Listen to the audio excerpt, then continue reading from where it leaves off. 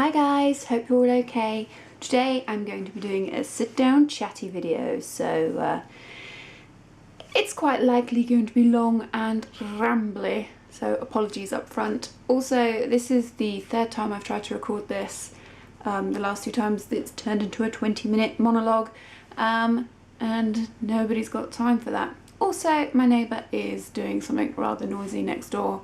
It feels very loud in here. I'm not sure if the camera will pick it up. And yes, on to the video. Today I'm going to talk about my insecurities. Quite a regular comment that I get on videos is about how confident I am and how positive I am, and people quite frequently ask how or why I'm like that. Some people do it in a positive way, some people do it in a negative way, and I suppose to address that, I am generally and genuinely a confident person, and I put that down how I was raised. Short version of this story, I was kind of I have a mum and a dad, and they both were very influential in my life. Also, for the first 4 years of my childhood, my eldest sister pretty much helped bring me up. I kind of had two mums in that period of my life, and I was one of those people that was told, I was very fortunate, I was told every day that I was clever and I was funny and I was smart and I was pretty and I was important and I was special. And I know some people think that's a really awful thing to do to a child. I actually have friends who consciously do not tell their child that because they don't want them to be conceited or big-headed or whatever. But I truly put that part of the input of me growing up is a big reason why I am so confident. However, like everybody, I have insecurities, and a lot of people don't show that side of themselves when they do YouTube videos or Instagram things, so I wanted to share them. I'm gonna start with the physical ones because that's what all the trolls want to see, and even though some of you people are lovely, some of you people are trolls, and that's just the way the internet works. So, physical things I don't like about myself. Let's start at the bottom and work our way up. I have large feet, like size, depending on the brand, size 7, size 8 feet. At one point they were a size 9, but they have shrunk a little bit, which is weird. So yeah, I have rather large feet, and I wish I could, even when I have very pretty shoes, you just know they'd look prettier if I had size 5 feet. Thighs, actually let's just put it all in one bracket. Skin. Obviously I was once bigger than I am now. I have been rather fortunate with loose skin, but I still have a lot of it. Obviously I lost another human being. I kind of, you know, an adult person is the amount of weight I've lost, and as such I have loose skin as a result of that. For me, my worst part is my thighs, but it's kind of like my thighs, my tummy, my boobs and my arms are kind of all affected, but my thighs are the worst. And no matter what exercise I do or what cream and potion I do, that skin is going to be loose. The only kind of cure for that is surgery, and if I'm going to pay for plastic surgery, I'm not going to waste the money on my thighs. So I'm just going to have to live with it. But yeah, I hate my thighs.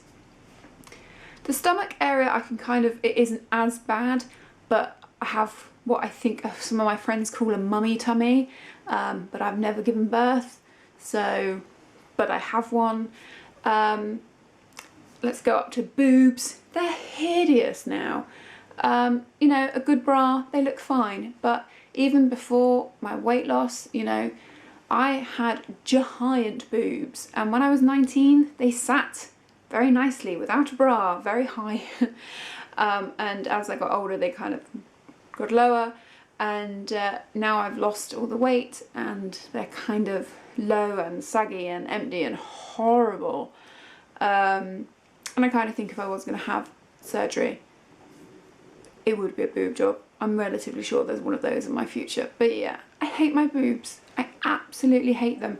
I'm still a double D cup, which to some people is quite big, but because obviously they were so big, they feel this, you know, my boobs are smaller now than when I was 15. So yeah, and they're just not, I think if they were this size but fuller, do you know what I mean, higher, I think I'd be a much happier person, but they're not, they're horrid. And then we're kind of up on the face now, winning. I have really big ears. It's a family trait. My mum actually has, my mum would probably say she had big ears, but she's got nice ears. My dad had really big ears. My brother has got big ears. It's like, it's a family thing. Most of us have these giant ears. I do my best to cover them up. I am in in my mid-30s, and I am getting, when you smile, the little lines, and I hate them. I'm a good moisturiser, so I think I look, my skin is in quite good condition for my age, but are they called crow's feet? I hate them. Kind of seriously considering a bit of Botox, but the idea of voluntarily having needles in my face kind of, yeah. What else? My teeth. I'm not even going to do a close-up. I hate my teeth. I hate them so much. And apart from having them all pulled out and having veneers put in, you know, that's going to be painful and expensive. Basically with my teeth, I have a calcium deficiency. That's like a real one, not one that I've decided I've had. Like, I've gone to the hospital, I've had medical tests, I have a calcium deficiency. The downside to that is I can't take calcium supplements. Basically, I have a kidney condition.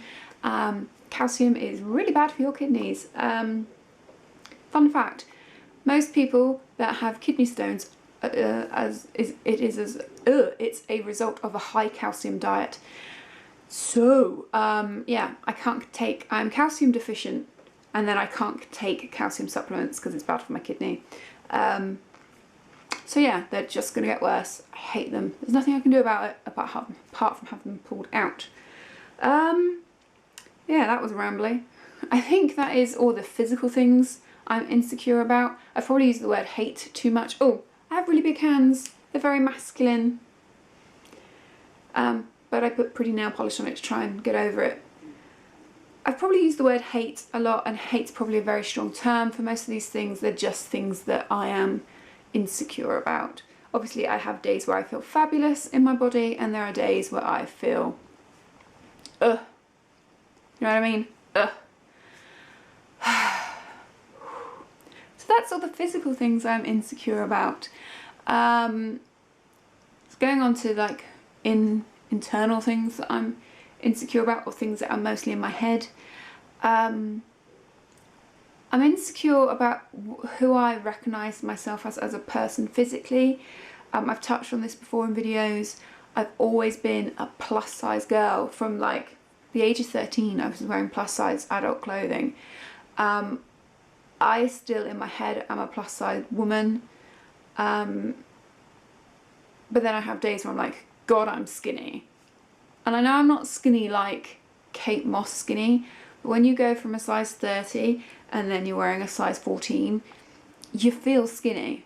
You just do. But yeah, I don't know where I fit. I don't know where I see, like, I don't know what to recognise myself as. Am I curvy? Am I normal? I hate the word normal, but do you know what I mean? I don't know where I fit in that way of things. Other things I'm insecure about, it's again a physical thing.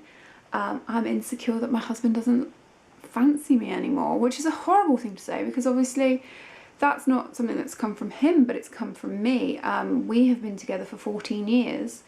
When me and my husband got together, I was 2-3 dress sizes bigger than what I am now. Obviously I had amazing boobs. He is attracted to larger ladies. He likes a curvy lady with big boobs and ample to grab on to. That's why he fancied me at my biggest. I don't look like that anymore. You know, if you take away the fact that he likes curvy ladies and I'm not that shape anymore, I'm also saggy as fuck. So, you know, and it's an insecurity, and obviously as you get older, even if I think I stayed physically the same, I think I'd have still had those insecurities. And, you know, it's really unfair, but men get better looking the older they get. Like, John was always attractive. He was very attractive when we were 20. He's now, you know, mid-30s, and he's hot. And you see these very pretty 18-year-old girls looking at him, and I'm like, oh my God, if I was him, I know who I would pick. And that's kind of scary to think that I'm not as attractive as I once was. This isn't me asking for you to go, oh, you're so pretty. That's not what this is about, because, you know, John tells me I'm beautiful all the time. It's insecure in my brain. It's not somebody else's. Other things I'm insecure about, not meeting my full potential. I have done a lot educationally, and I have, you know, in previous years tried really hard to be in a certain place in my career, and obviously due to government changes and things, my whole industry kind of flipped on its bum, and I changed to a new industry where I'm new and I don't know anything, and starting again is really scary. And yeah, like trying to reach your potential and still learning things, and, you know, at my age I kind of thought I had this, so that's scary. That's an insecurity. Yeah, I'm insecure about my friendships. You have friends that, growing up, I had a very close group of friends. We've grown up, we've moved on, we've moved locations. They have families now and other priorities. I have friends that I live nearby, but again, they have families and priorities, and we all used to work together, and now we don't work together, and you don't see each other, and sometimes I feel lonely, and I feel insecure that I never will have friendships like that again. That sounds really sad. You know, they're still my friends, but it's our friendships have changed, and obviously there are some people who used to be a rather large part of my life, and I thought we would be friends for a very long time, and they're gone now. And I suppose that's a case of I was there for what they needed, and they don't need that anymore. And I suppose in that way we weren't truly friends, and I didn't see that at that point. But yeah, I'm insecure about losing friendships and those connections. And I suppose my biggest insecurity is that I may never be a mum. I'm very insecure about that. You know, if I'm being completely honest, I really thought I'd be a stay-at-home mum to 3 kids by now. I honestly, you know, all the things I put as a priority, you know, work-wise, I honestly thought I'd be a stay-at-home mum, 3 kids by now, and I'm not. And obviously John and I have had an interesting journey. Interesting is the wrong word, but we've had a journey, shall we say, and it's not over yet, but it might be. And there are days where I'm very comfortable with the fact that we may never have children, and there are days where I sit in the bath and cry. But I'd imagine that is my biggest insecurity, that I'm never going to be a mum. And I'm starting to well up. So yeah, not everybody is as confident as they seem. Because I'm starting to well up, Darwin's come over to... You smelling the flowers, are you? Oh, you're beautiful. Good boy, yes you are. And yeah, this video's gone a bit rambly, but I just wanted to show you that even the most confident people have things they have issues with, that they are insecure about, that they are anxious about. You know, I still have anxiety on really small stupid things and really big massive things, but everybody does, and it's normal. and I suppose it's about picking yourself up and moving forward and dealing with it. I don't know how to end this video. Thanks for watching, guys. I'll see you in the next one. Bye.